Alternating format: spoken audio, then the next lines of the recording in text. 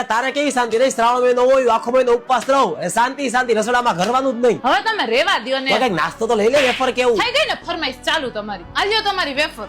અરે આજ બપોરનું શું લીધો કે? શું હોય પણ બપોરે હવે? અરે ઉપવાસ થતા કઈક ફરાળી થેપલા ને સૂકી ભાજી બધું બનાવ ને, પતરી ને બધી. કા અમારે તો શાંતિ હતી ને, નખરા ચાલુ થઈ જ જાય. એ શિવાની એક થઈ ગયું તૈયાર જ છે, જમી લ્યો હાલો. અને આ શું મને નો ભાવે? આ સફેદ સૂકી ભાજી, લાલ સૂકી ભાજી બનાવાય ને. જમી લ્યો ને આ અત્યારે. ઈ તો ઠીક અત્યારે હાલ ને. એક સાંજે છે ને ગરમા ગરમ પેટીસ ને ચેવડો લીલી ચટણી બનાવજો, મજા આવશે. પેટીસ હા અમારે તો રસોડામાં શાંતિ જ છે ને કા. આ તો મારે ઉપવાસ છે પણ તારે શાંતિ જ નહીં. આ શિવાની પેટીસ લાવ ને યાર હા હા જલ્દી. હા આલ્યો તમારે હા. ઉપવાસ છે ને ખાઈ લ્યો.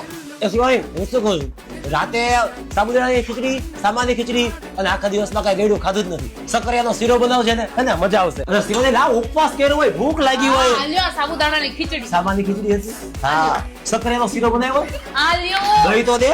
દહીં અને અને આ કેળું દે છે. હા એ અને મોડી રાતે મને બટેટાની ચિપ્સ બનાવી દેજે ને. તમે રહેવા દ્યો મારા પતિદેવ.